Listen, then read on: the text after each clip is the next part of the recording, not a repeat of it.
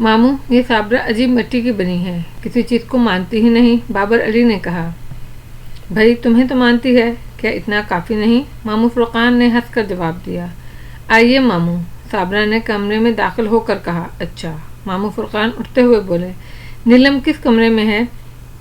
आइए मेरे साथ, साबरा ने कहा। मामू फुरकान नीलम के कमरे में पहुंचे तो वहां राशिदा भी मौजूद थी। दोनों ने मामू फुरकान को सलाम किया। मामू ने सलाम का जवाब देकर राशिदा को बाहर जाने का इशारा किया। राशिदा खामोशी से उठकर बाहर चली गई। साबरा और बाबर अली भी कमरे से बाहर आ गए और दरवाज़ा बाहर से बंद कर लिया। कमरे का दरवाज़ा बंद होते ही नीलम की हालत एकदम बदल गई। अभी वो लजाई शर्माई सी बैठी थी। दरवाज़ा बंद होते ही उसने अपना सर उठाया और गुस्से भरी नज़रों से मामू को देखा। मामू फुरकान ने इस गुस्से भरी नज़रों को नज़रअंदाज करते हुए अपनी कोट की जेब से फीता निकाला। फीते को देखकर नीलम जोर से हंसी। बड़ी ही हज़ियानी सी हंसी थी उसकी और उसकी आवाज़ भी बदली हुई थी। मामू फुरकान ने सीधे हाथ में फीता पकड़ लिया और बाएं हाथ से जेब से माचिस निकालने लगे। अब नीलम ने शर्मो हया को बालाए ताक रखकर अपना दुपट्टा सर से उतार कर दूर फेंक दिया। गुस्से से एक मरतबा फिर मामू फुरकान को देखा और बोली, क्या करता है?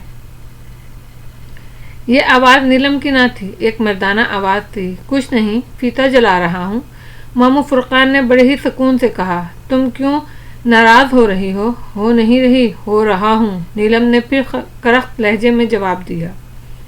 कौन हो तुम? मामू फुरकान ने दिया सलाई जलाते हुए पूछा। देख फुरकान, हमारे मामले में ना पड़, वरना बहुत पछताएगा, नीलम ने गुस्से से कहा। उसकी नज़रें जलती तीली पर थीं। तभी तीली भड़क कर बुझ गई। अच्छा, शुबेदाबादी शुरू हो गई, मामू फुरकान ने बुझती हुई तीली को एक तरफ फेंकते हुए कहा। याद रख, मैं अकबर नहीं हूँ। हाँ जानता हूँ, तू अकबर नहीं, तू अकबर का दादा है, नीलम ने कहा। तेरे हक में यही बेहतर है कि तू किनारा कश हो जा। मामू फुरकान ने उसकी बात का कोई जवाब न दिया। उन्होंने खामोशी से तीली जलाई और उसके शोले को फीते के करीब ले आए। तभी तीली फिर बुझ गई। यूं महसूस हुआ जैसे किसी ने फूंक मारकर बुझा दी हो। हालांकि नीलम अपनी जगह से हिली नहीं थी। अच्छा, ये बात है, मामू फुरकान को भी गुस्सा आ गया। अब बुझा कर दिखा तू। ये कहकर मामू फुरकान ने माची से एक तीली और निकाली। इसके मसाले पर कुछ पड़कर फूंका, फिर तीली जलाते हुए बोले, तू कौन है? नीलम ने मामू फुरकान के सवाल का जवाब न दिया। वो बड़ी ही हैरत से तीली की तरफ देख रही थी। मामू फुरकान ने माचिस पर तीली रगड़ी। शोला भड़का। इससे पहले कि तीली बुझाने की कोशिश की जाती, मामू ने फीते को आग लगा दी। फीता जल उठा। मामू फुरकान ने जलते फीते को नीलम की आंखों के सामने किया और सख्ती से बोले, अब बता, कौन है तू? मैं सैयदपुर का जिन हूँ। मामू फुरकान, मुझसे ना टकर ले, मैं तेरी जिंदगी खराब कर दूंगा। नीलम ने यह कहते हुए अपनी आंखों पर हाथ रख लिया और बेहोश हो गई।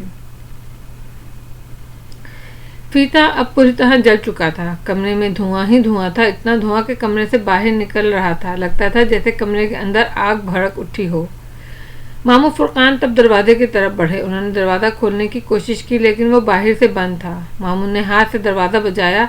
फौरन ही दरवाज़ा खोल दिया गया। क्या हुआ मामू? साबरा की परेशान सूरत नजर आई। कुछ नहीं, एक गिलास में पानी लाओ, मामू फुरकान ने कहा। साबरा जल्दी से पानी लेकर आ गई। मामू बाबर अली कमरे में दाखिल हुए। उन्होंने देखा कि नीलम बेहोश पड़ी है और कमरे में धुआं भरा हुआ है। मामू फुरकान ने साबरा से गिलास हाथ में लेकर कुछ पढ़ा, पानी पर फूंके मारी और नीलम के चेहरे पर कई बार छींटे दे मारे। चंद लम्हों के बाद नीलम ने आंखें खोल दी। हैरान होकर चारों तरफ देखा, फिर फौरन ही उठकर बैठ गई। मामू फुरकान ने गिलास उसकी तरफ बढ़ाया और बोले, ये पानी पी लो बेटा।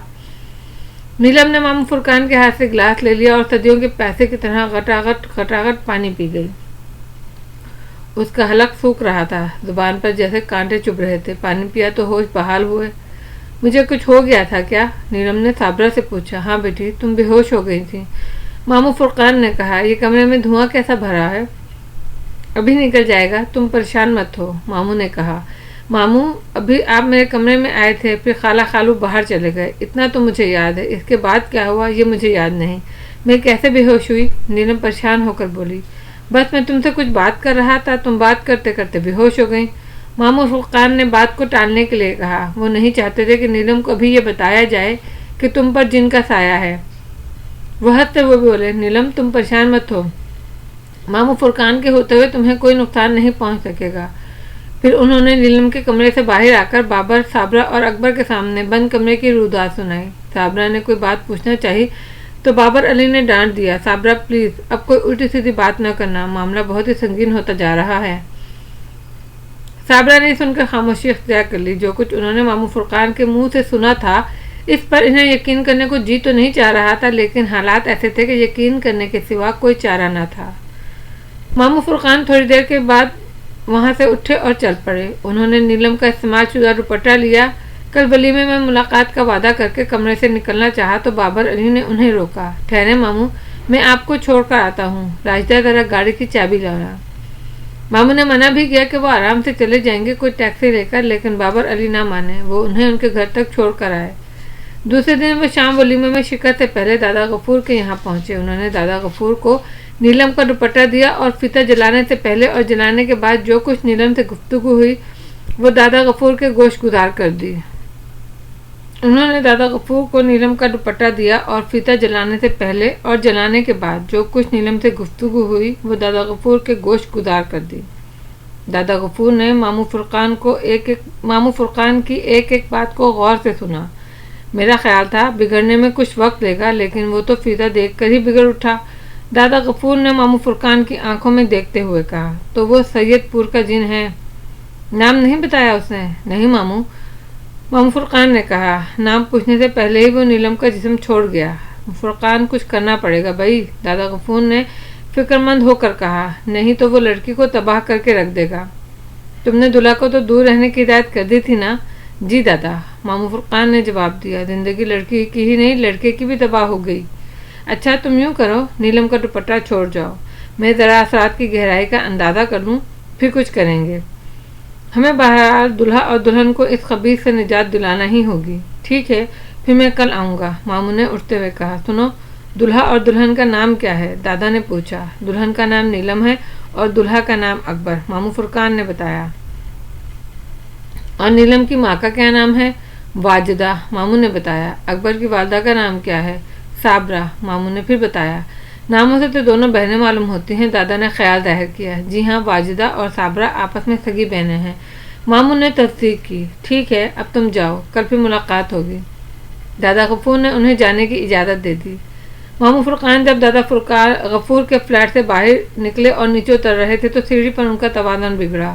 انہیں ایسا محسوس ہوا جیسے کسی نے پیچھے سے انہیں دھکا دیا ہو۔ سیڑھیوں پر زیادہ روشنی نہ تھی۔ انہوں نے فوراً ہی دیوار کا سہارا لیا اور پیچھے مڑ کر دیکھا، مگر وہاں کوئی نہ تھا۔ ماموں فرقان اسے اپنا وہم سمجھ کر محتاط طریقے سے سیڑھیاں اترنے لگے۔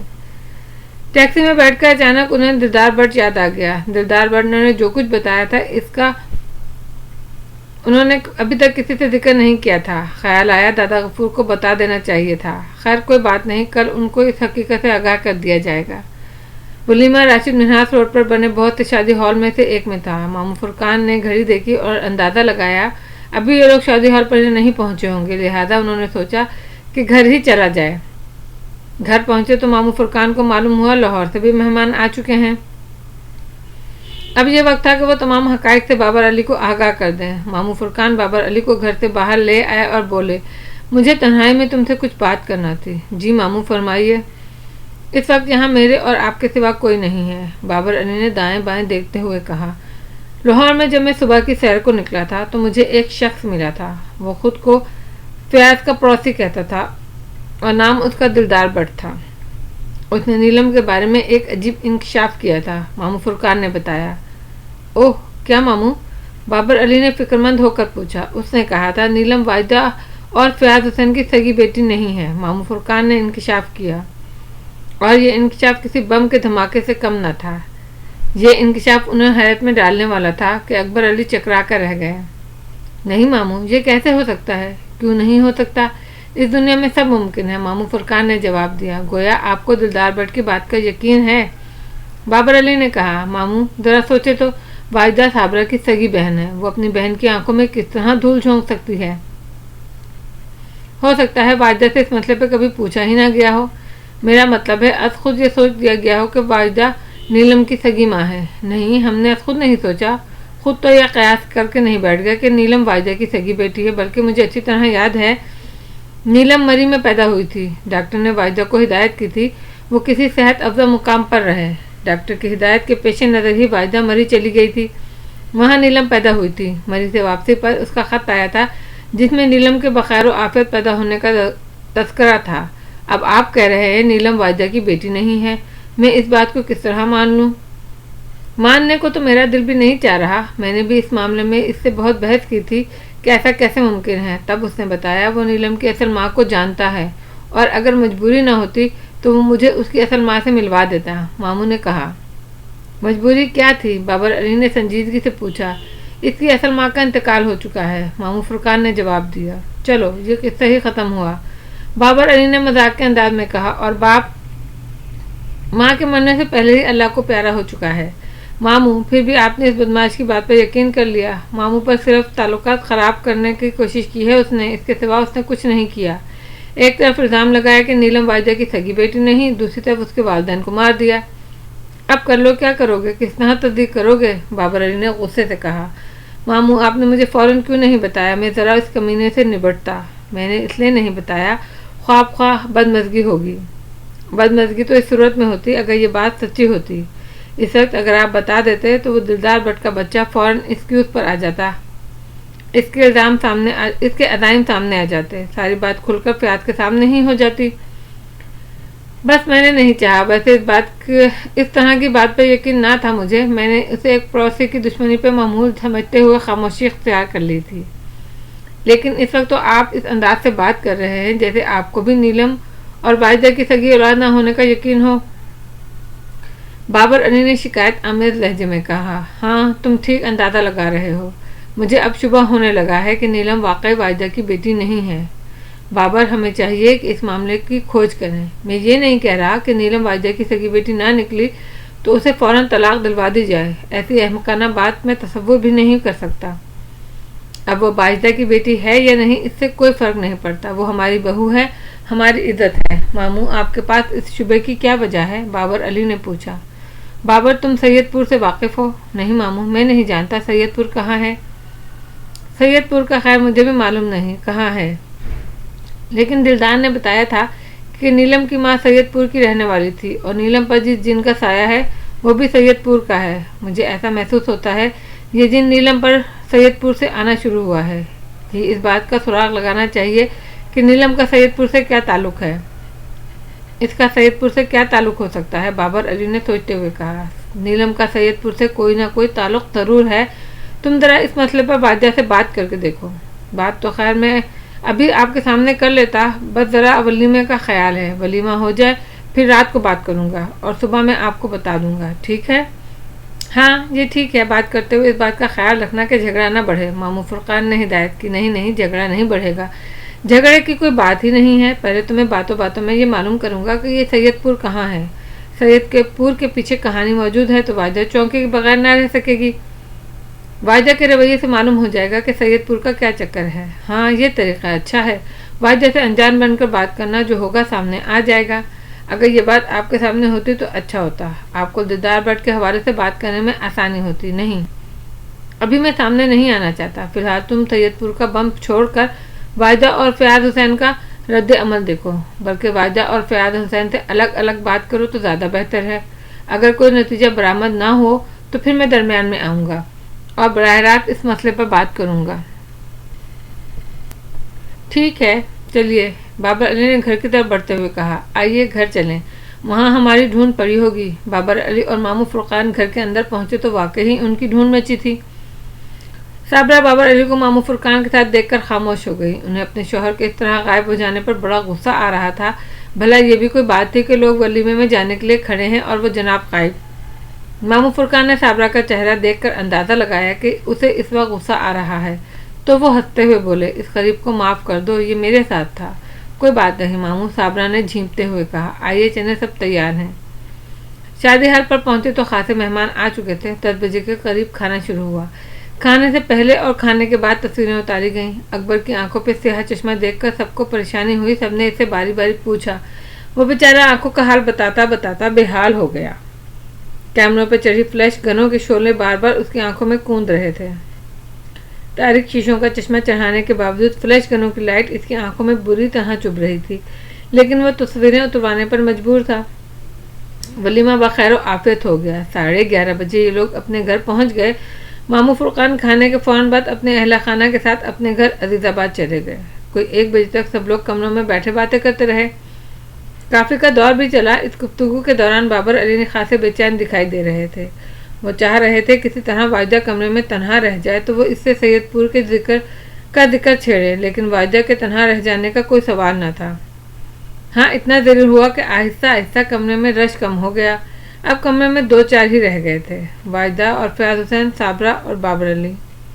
بابر علی کے دل سے دھواں سا اٹھ رہا تھا۔ جب ماموں فرقان نے نیلم کے سلسلے میں انکشاف کیا تھا، بابر علی کو یہ جان کر بہت افسوس ہوا تھا۔ افسوس اس بات کا زیادہ تھا کہ بہن نے بہن کو دھوکہ دیا تھا۔ اگرچہ ابھی اس بات کی تصدیق نہ ہو پائی تھی، لیکن جانے کہ انہیں یقین سا ہوتا جا رہا تھا کہ ماموں نے جو کچھ کہا ہے وہ حقائق پر مبنی ہے۔ بابر علی ابھی اکیلے ہی اس آگ میں جل رہے تھے۔ ابھی انہوں نے اپنی بیوی کو اس میں شامل نہ کیا تھا۔ ولیمے کے دوران کئی بار ان کے جی میں آئی کہ یہ جان لیوا انکشاف کے بارے میں اپنی بیوی کو بتا دیں، لیکن ہر بار رک گئے، یا بتانا بھی چاہا تو کوئی مہمان بیچ میں آ گیا۔ اب وہ سوچ رہے تھے پہلے واجدہ سے بات کریں یا بات کرنے سے پہلے حقیقت صابرہ پر کھول دیں۔ اسی ادھیڑ بن میں تھے کہ کیا کریں۔ فیاض حسین کو جماہی پہ جماہی آنے لگی۔ وہ یہ کہہ کر اٹھ گئے کہ اچھا بھائی میں تو چلا، مجھے نیند آ رہی ہے۔ بھائی مجھے تو ابھی نیند نہیں آ رہی، آپ چلیں میں آتی ہوں، واجدہ نے کہا۔ بابر علی نے فیاض حسین کے کمرے سے نکلنے پر شکر ادا کیا۔ قدرت نے انہیں ایک گولڈن چانس دیا تھا، اب وہ پورے اطمینان سے واجدہ سے بات کر سکتے تھے۔ بابر علی نے 2-4 منٹ ادھر ادھر کی باتیں کی، پھر انہوں نے صابرہ کو چائے بنانے کے بہانے کمرے سے باہر بھیج دیا۔ اب وہ دونوں کمرے میں تنہا تھے۔ واجدہ ایک بات تو بتائے۔ بابر علی نے اپنی پٹیاری کھولی۔ جی پوچھیں بھائی، واجدہ نے مسکرا کر کہا۔ کوئی خاص بات پوچھنا ہے کیا؟ ہاں میں جاننا چاہتا ہوں سید پور لاہور سے کتنی دور ہے؟ سید پور؟ واجدہ نے اس طرح آنکھیں پھاڑ کر بابر علی کو دیکھا جیسے سامنے بابر علی نہ ہو، کوئی ببر شیر بیٹھا ہو، لیکن یہ کیفیت چند لمحوں تک ہی رہی۔ واجدہ نے فوراً ہی خود کو سنبھال لیا اور بولی، کون سا سید پور؟ مجھے نہیں معلوم، آپ کس سید پور کی بات کر رہے ہیں؟ اچھا تم دلدار بٹ کو جانتی ہو؟ اس مرتبہ بابر علی نے دوسری پٹیاری کھولی۔ کون دلدار بٹ؟ واجدہ نے اسپاٹ لہجے میں کہا۔ ارے دلدار بٹ کو نہیں جانتی؟ بابر علی نے اب واجدہ کے چہرے کا رنگ اڑتا ہوا محسوس کر لیا تھا۔ سید پور کے نام پر تو وہ صرف چونکی تھیں اور دلدار بٹ کے نام پر ان کی آنکھوں سے خوف جھلکنے لگا تھا۔ دال میں کچھ کالا تھا، لیکن بابر علی نے اپنی بے نیازی برقرار رکھتے ہوئے کہا، بھائی وہ تمہارا پڑوسی ہے نا؟ لیکن آپ اسے کیسے جانتے ہیں؟ واجدہ نے ذرا سا پریشان ہو کر پوچھا۔ میری اس سے لاہور میں ملاقات ہوئی تھی، اس نے، بابر علی نے جان بوجھ کر اپنا جملہ ادھورا چھوڑ دیا۔ وہ پاگل آدمی ہے، کئی ماہ تک پاگل خانے میں رہ چکا ہے، پچھلے ہی دنوں وہاں سے واپس آیا ہے۔ اس کی ذہنی حالت اب بھی ٹھیک نہیں ہے، لوگوں کو پکڑ کر ان سے عجیب عجیب باتیں کرتا ہے۔ آپ سے بھی کچھ کہہ دیا ہوگا اس نے، واجدہ نے جلدی بتایا۔ اچھا، بابر علی نے اس کی بات پہ یقین کرتے ہوئے کہا۔ ویسے مجھ سے اس نے بڑی دلچسپ بات کہی۔ وہ کیا؟ واجدہ کے چہرے پر پھر ہوائیں اڑنے لگیں۔ اس نے مجھے بتایا نیلم تم لوگوں کی سگی بیٹی نہیں ہے۔ بابر علی نے واجدہ کو بغور دیکھتے ہوئے کہا۔ اتنے میں صابرہ چائے کی ٹرے ہاتھ میں لیے اندر داخل ہوئی۔ انہوں نے اپنے شوہر کی زبان سے نکلنے والا جملہ سن لیا تھا۔ یہ سن کر ان کے ہاتھ میں ٹرے لرز کر رہ گئی۔ ہیں بابا، یہ آپ کیا کہہ رہے ہیں؟ کس نے کہی آپ سے بات؟ انہوں نے بامشکل چائے کی ٹرے ٹیبل پر رکھی اور جلدی سے بابر علی کے برابر آ کر بیٹھ گئیں اور پریشان ہو کر بابر علی کی صورت تکنے لگیں۔ اب بابر علی کو اپنی غلطی کا احساس ہوا۔ اسے چاہیے تھا کہ جیسے ہی نیلم کے بارے میں معلوم ہوا تھا وہ فوراً صابرہ کو بتا دیتے، اور اگر اس مسئلے کو راضی رکھنا تھا تو اس بات کا خیال رکھتے کہ صابرہ کے کانوں میں کوئی بات نہ پڑے۔ لیکن اب دونوں ہی باتیں نہ ہو سکی تھیں۔ نہ تو بابر علی صابرہ کو پہلے سے کچھ بتا سکے تھے اور نہ ہی اس مسئلے کو راز رکھ سکے تھے، اور صورتحال ایسی تھی جو اس کی بیوی صابرہ کے لیے دکھ کا باعث بن سکتی تھی اور ناراضگی کا بھی۔ تب بابر علی نے اس نازک صورتحال کو قابو میں کرنے کے لیے پینترا بدرا۔ پہلے بابر علی نے ایک زوردار مصنوعی قہقہ لگایا۔ صابرہ بھی پریشان ہو گئی۔ وہ بولی، ہائے کیا ہو گیا آپ کو؟ بھائی صابرہ، مجھے تو کچھ نہیں ہوا، بابر علی نے ہنستے ہوئے کہا۔ لاہور میں مجھے واجدہ کا ایک پڑوسی دلدار بٹ ملا تھا۔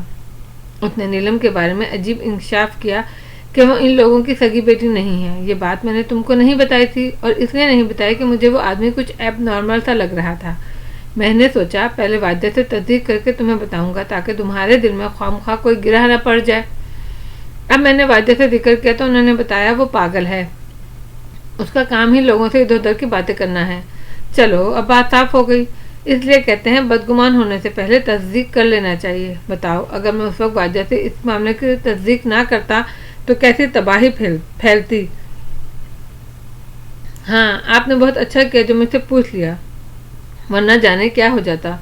آپ ہم لوگوں کے بارے میں کیا سوچتے؟ واجدہ نے کہا۔ اب اس کے چہرے پہ اطمینان چھلکنے لگا تھا۔ میں تو یہ بات سن کر لرز گئی، صابرہ نے مسکراتے ہوئے کہا۔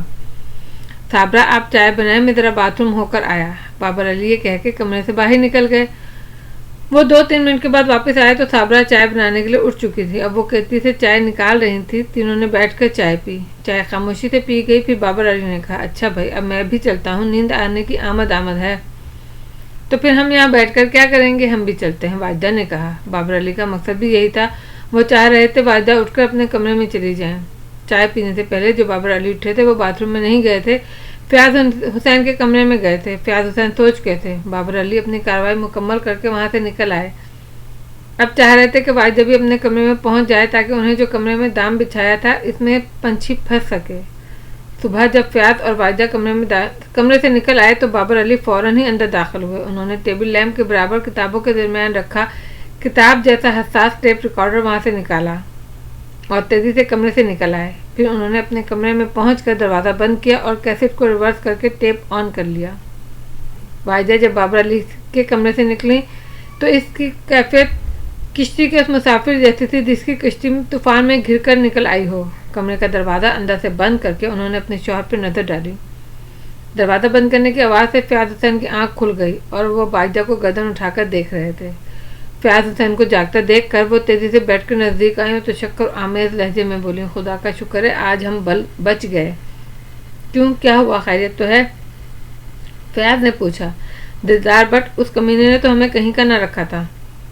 اگر میں اسے پاگل قرار نہ دیتی تو اس نے تو اس بھیانک رات سے پردہ اٹھا دیا تھا جسے آج تک ہم اپنے سینے میں چھپائے ہوئے ہیں۔ وہ گدھے کا بچہ بابر کو کہاں سے مل گیا؟ ہم نے تو بابر کو اپنی نگرانی میں رکھا تھا۔ مجھے نہیں معلوم وہ انہیں کہاں ملا، میں نے ان سے پوچھا بھی نہیں، لیکن بابر بھائی کی گفتگو سے اندازہ ہو رہا تھا اس نے سب کچھ انہیں بتا دیا ہے۔ وہ سید پور کے بارے میں پوچھ رہے تھے کہ لاہور سے کتنا دور ہے۔ ارے یہ تو بہت برا ہوا، پھر تم نے بات کو کیسے سنبھالا؟ فیاض حسین نے فکر مندی سے کہا۔ بس اسی وقت جانے کیسے میرے دماغ میں بات آ گئی، میں نے فوراً ہی اسے ذہنی مریض قرار دے دیا۔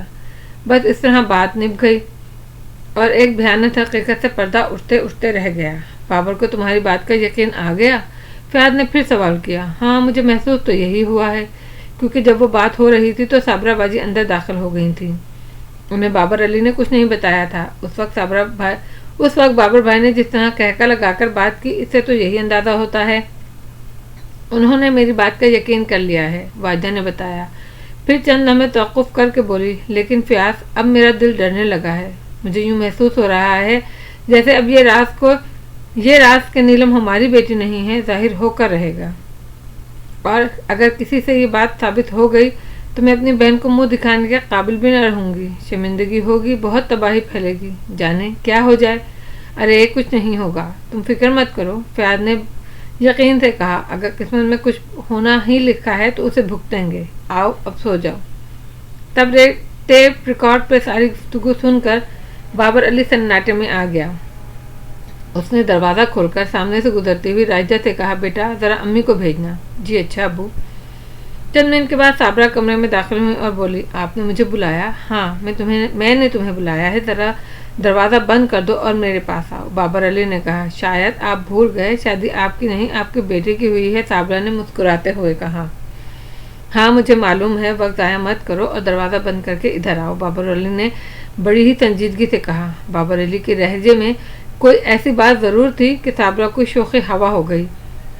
اس نے خاموشی سے دروازہ بند کیا اور بابر کے نزدیک آ کر بولی، خیر تو ہے؟ خیر کہاں ہے؟ بابر نے بڑے ہی گمبھیر لہجے میں کہا، میں اپنے چاروں طرف طوفان اٹھتا ہوا دیکھ رہا ہوں، کالی آندھی چل رہی ہے، سمندر موجیں مارتا ہماری طرف بڑھتا چلا آ رہا ہے۔ بابر آپ کو کیا ہو گیا ہے؟ صابرہ نے پوچھا۔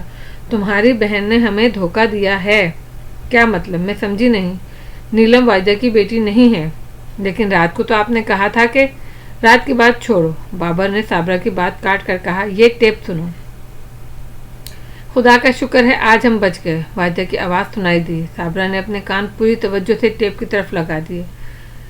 جوں جوں واجدہ اور فیاض کی گفتگو آگے بڑھتی جا رہی تھی، صابرہ کے ہوش اڑتے جا رہے تھے۔ وہ گھبرا کر بابر علی کو بار بار دیکھ رہی تھی۔ پھر اس پراسرار گفتگو کا آخری جملہ سنائی دیا، ارے کچھ نہیں ہوگا، تم فکر مت کرو، اور اگر قسمت میں کچھ ہونا ہی لکھا ہے تو اسے بھگتیں گے، آؤ اب سو جاؤ۔ جملے کے ختم ہوتے ہی بابر نے ٹیپ ریکارڈ کا بٹن دبا دیا۔ کمرے میں ایک سوگوار سناٹا چھا گیا۔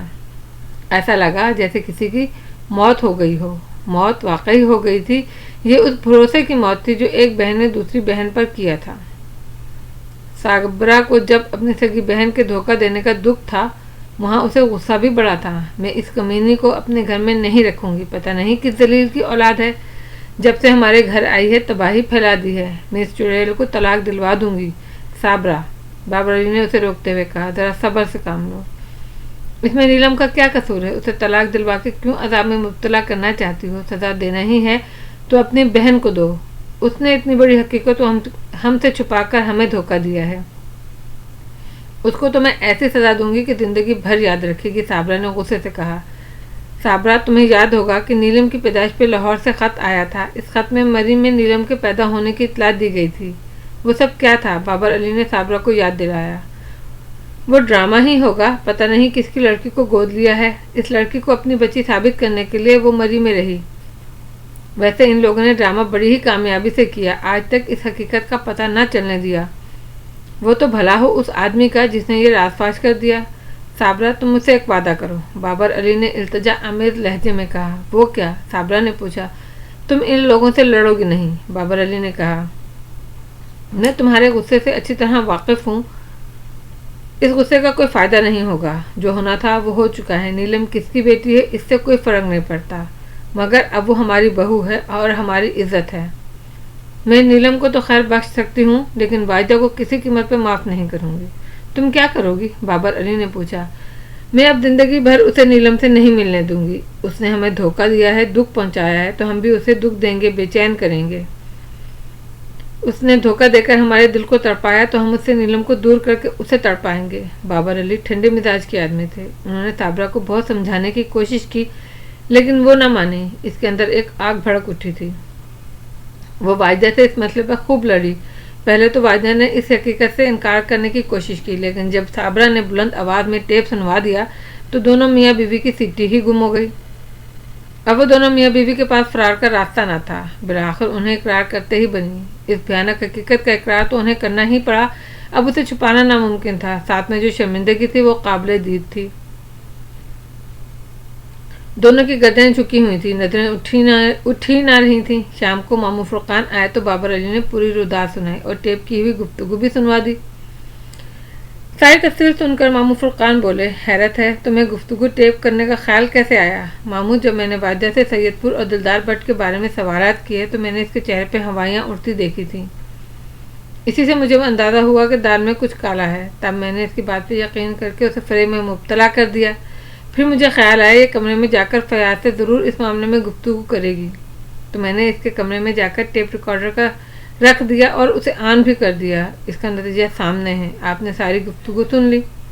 بابر علی نے اپنے کارنامے کی تفصیل بتائی۔ اچھا، ابھی ایک اور بات چھپائی ہے ان دونوں نے، ماموں فرقان نے ایک اور دھماکہ کیا۔ وہ کیا؟ میں اس وقت دادا غفور کے گھر سے آ رہا ہوں۔ انہوں نے اس اثر کے بارے میں اپنے علم کے ذریعے معلومات حاصل کی ہیں۔ ان کے خیال کے مطابق یہ اثر تقریباً 6 ماہ پرانا ہے اور یہ جن سید پور سے نیلم کے ساتھ لگا ہے، ماموں فرقان نے بتایا۔ اس کا مطلب ہے یہ بات بھی دانستہ چھپائی گئی ہے، بابر علی نے کہا۔ آخر کیوں؟ صابرہ نے پوچھا۔ ظاہر ہے یہ شادی پھر نہ ہوتی، جس لڑکی پر جن کا سایہ ہو اس لڑکی ایسی لڑکی سے جانتے بوجھتے کون شادی کرے گا؟ کون اتنا باہمت ہے؟ ماموں فرقان نے جواب دیا۔ یہ سید پور کا جن کیا ہے؟ نیلم آخر وہاں کیوں گئی؟ بابر علی کچھ سوچتا ہوا بولا۔ اس راز سے بھی واجدہ ہی پردہ اٹھا سکتی ہے، اسی سے پوچھو۔ ماموں فرقان نے کہا۔ میں پوچھوں گی اس سے، اس طرح پوچھوں گی کہ زندگی بھر یاد رکھے گی، صابرہ نے غصے سے کہا۔ صابرہ اتنا غصہ مت کرو، تمہاری طبیعت خراب ہو جائے گی۔ بابر علی نے اسے سمجھایا، اب کون سی میری طبیعت ٹھیک ہے، ان لوگوں نے میرے گھر کا سکون تباہ کر کے رکھ دیا ہے، میری بیٹی کی زندگی کو ایک عذاب میں مبتلا کر دیا ہے۔ سابنہ نے بڑے کرب کے عالم میں کہا، میں جاتی ہوں، اسے یہیں بلا کر لاتی ہوں، اب جو بھی بات ہوگی سب کے سامنے ہوگی۔ ماموں آپ اس وقت یہاں موجود ہیں، بہت شدید غصے میں ہے۔ صابرہ کے جانے کے بعد ماموں فرقان بولے، ماموں ویسے ہی غصے والی بات ہے تو صحیح، ان لوگوں نے ہمارے ساتھ وہ سلوک کیا جو کوئی غیر کے ساتھ بھی نہیں کرتا، میرا تو اب اپنوں سے بھی ایمان اٹھ گیا ہے۔ ایسے ہوتے ہیں اپنے عذاب میں مبتلا کرنے والے، ذہنی سکون لوٹنے والے۔ میں صابرہ کے سامنے زیادہ بولا نہیں، میں اگر غصہ دکھاتا تو وہ آپے سے باہر ہو جاتی، لیکن سچی بات یہ ہے کہ میرا بھی دل چاہ رہا ہے ان دونوں میاں بیوی کو کھڑے کھڑے گھر سے نکال دوں۔ بابر علی نے کہا، بابا تم ایک سمجھدار آدمی ہو، ذرا صبر سے کام لو، غصہ کرو گے تو حقائق پوری طرح سے سامنے نہیں آئیں گے، اور اس وقت ضرورت اس بات کی ہے کہ ہمارے سامنے پورے حقائق آ جائیں تاکہ نیلم کو اس سے نجات دلوائی جا سکے۔ ماموں فرقان نے اسے سمجھانے کی کوشش کی، نیلم پر جو سایہ ہے وہ اتنا ضدی اور ہے کہ اتنی جلدی آسانی سے دور ہونے والا نہیں ہے، اس کے لیے بہت محنت کرنا پڑے گی۔ ماموں فرقان ابھی بابر علی کو سمجھا ہی رہے کہ دروازے پہ زور زور سے بولنے کی آوازیں سنائی دی۔ واحدہ اور فیاض حسین مجرموں کی طرح گردن جھکائے کمرے میں داخل ہو رہے تھے، اور صابرہ بولے جا رہی تھی، جو ان کی نوکی زبان پر آ رہا تھا وہ بے نقط سنا رہی تھی، اور وہ خاموشی سے سننے پر مجبور تھے۔ ایک تو بیٹی والے تھے، اوپر سے کام ایسے کیے تھے کہ بغیر سنے چارہ نہ تھا۔ جب صابرہ مستقل بولے چلی گئیں تو اور ان کا غصہ بڑھتا ہی گیا، تب بابر علی نے اسے روکا اور چپ رہنے کی تلقین کی۔ صابرہ چپ ہو جاؤ۔ میں کیسے چپ ہو جاؤں، میرے کلیجے میں آگ لگی ہوئی ہے۔ بھائی صاحب انہیں بولنے دیں، ان کا غصہ ٹھنڈا ہو جائے، ہم لوگ واقعی قصوروار ہیں، ہم نے نیلم کے بارے میں حقائق چھپا کر بہت ہی زیادتی کی ہے، اگر ان کی جگہ ہم ہوتے تو اس طرح کا ہی رد عمل سامنے لاتے۔ فیاض حسین نے بڑے التجا بھرے لہجے میں جواب دیا، بھائی فیاض صاحب یہ سب ہوا کیسے؟ ماموں نے پوچھا۔ ماموں میں آپ سے اب کوئی بات نہیں چھپاؤں گا، ایک ایک تفصیل بہت آرام سے بتاؤں گا، بس ذرا صابرہ کا غصہ ٹھنڈا ہونے دیں۔ صابرہ بھائی اب تم کچھ نہیں بولو گی، ماموں نے صابرہ کو تنبیہ بھرے لہجے میں کہا۔ ماموں کی ہدایت پہ صابرہ نے خاموشی اختیار کر لی۔ تب فیاض حسین نے کہنا شروع کیا، ابتدا اس نے اپنی شادی سے کی، واجدہ سے شادی کے وقت فیاض حسین بہت خوش تھے، اور کیوں نہ ہوتے، یہ ان کی محبت کی شادی تھی۔ شادی کے بعد فیاض حسین نے سوچا اگر 5 سال تک بھی ان کے ہاں بچہ نہ ہو تو کوئی بات نہیں۔ فیاض حسین کے برخلاف واجدہ کو بچوں سے بہت ہی دلچسپی تھی، وہ چاہتی تھی جلد سے جلد ایک گول مٹول پیارا سا بچہ ان کی گود میں آ جائے۔ فیاض حسین کی ماں بھی یہی چاہتی تھی، لہذا شادی کے 1 سال بعد ہی دونوں ساس بہو نے ڈاکٹروں کے چکر لگانا شروع کر دیے۔ معائنے کے دوران جو صورتحال سامنے آئی وہ واجدہ کی زندگی کو جہنم بنانے کے لیے کافی تھی۔ فیاض حسین نے اس وقت عقلمندی کا ثبوت دیا، جو کچھ ڈاکٹروں نے بتایا وہ اس نے اپنی سگی ماں کو بھی نہ بتایا، ساتھ ہی اس نے واجدہ کو بھی منع کر دیا کہ جو بھی ماں سے کوئی تذکرہ نہ کرے۔ یہ بھی اس نے اتفاق تھا کہ جس دن معائنے کی رپورٹیں ملنی تھی اس دن واجدہ کی ساس کی طبیعت خراب ہو گئی تو وہ اس کے ساتھ نہ جا سکی، تب مجبوراً فیاض حسین کو اپنے ساتھ لے گئیں۔ کلینک پر رپورٹیں دیکھنے کے بعد ڈاکٹر نے جو روح فرسا خبر سنائی اسے فیاض حسین نے بڑی صبر سے سنا، لیکن واجدہ برداشت نہ کر سکی، وہ پھوٹ پھوٹ کر رو پڑی۔ اس دن فیاض حسین نے خدا کا بڑا شکر ادا کیا کہ واجدہ کے ساتھ اس کی ماں نہ تھی، ورنہ گھر جاتے ہی ماں کا سب سے پہلے مطالبہ یہی ہونا تھا، فیاض اس کلموہی کو طلاق دو۔ آخر طلاق کا مطالبہ نہ بھی ہوتا تو دوسری شادی کا حکم ضرور ہوتا۔ فیاض حسین کو ان دونوں باتوں میں کوئی بات منظور نہ تھی، وہ واجدہ کو طلاق دینا چاہتے تھے، نہ ہی دوسری شادی کے خواہشمند تھے۔ اسے واجدہ ہر قیمت پر عزیز تھی اور وہ اس کی محبت تھی۔ ماں نے یہ روح فرسا خبر سنی نہ سنی، اس سے فیاض کو سہولت ہو گئی۔ فیاض نے واجدہ کو اپنی ماں کے عطاب سے تو بچا لیا، لیکن ڈاکٹر معائنے کے بعد واجدہ خود جس آگ میں جلنے لگی تھی اس سے وہ اسے نہ بچا سکے۔ بات کچھ بھی ہوتی لیکن واجدہ گھوم پھر کے بچے پر پہنچ جاتی۔ اب ان کی شادی کو 1.5 سال ہو چکا تھا۔ واجدہ کی بے قراری کا وہی عالم تھا۔ ایک رات جب دونوں سونے کے لیے لیٹے تو واجدہ نے کہا، فیاض ایک بات بتاؤ گے؟ ہاں پوچھو، فیاض نے جواب دیا۔ اپنا چہرہ میری طرف کرو، واجدہ نے پیار سے کہا۔ اچھا کوئی خاص بات ہے کیا؟ فیاض نے کروٹ لے کر اپنا چہرہ واجدہ کی طرف کر دیا۔ ہاں اب بولو، تمہیں مجھ سے کتنی محبت ہے؟ واجدہ نے ایک عجیب سوال کیا۔ میری محبت کا حال مجھ سے پوچھتی ہو، کیا تمہیں خود نہیں معلوم؟ فیاض حسین بولا، مجھے تمہاری زبان سے سننا ہے۔ اچھا سنو، میری جان تمہارے اندر ہے، میں تم سے ہوں، تم ہو تو میں ہوں، تم نہ رہیں تو میں بھی نہ رہوں گا۔ اور تمہیں بچوں سے کتنی محبت ہے؟ میں بچوں کے بغیر ساری زندگی تمہارے ساتھ رہ سکتا ہوں، فیاض حسین نے بڑے ہی وثوق سے کہا۔ لیکن فیاض، میں بچے کے بغیر نہیں رہ سکتی، مجھے ہر قیمت پر بچہ چاہیے۔ تم جانتی ہو ڈاکٹر نے تمہارے بارے میں کیا کہا ہے؟ ہاں جانتی ہوں، اس نے کہا، میں بنجر زمین ہوں، بانجھ ہوں، میری کوکھ سے کوئی بچہ جنم نہیں لے سکتا۔ واجدہ نے افسردگی سے کہا، جب تم یہ جانتی ہو تو پھر بتاؤ بچہ کہاں سے آئے گا؟ بچہ، واجدہ نے کہا۔ ابھی وہ اپنی بات پوری نہ کر پائی تھی کہ ان دونوں نے ایک چیخ کی آواز سنی۔ فیاض حسین کی ماں کے علاوہ کوئی نہ تھا۔ چیخ کی آواز سن کے دونوں پریشان ہو گئے۔ جس بات کو انہوں نے اتنی رازداری سے 7 پردوں میں چھپا رکھا تھا، شاید وہ بات فیاض حسین کی ماں نے سن لی تھی۔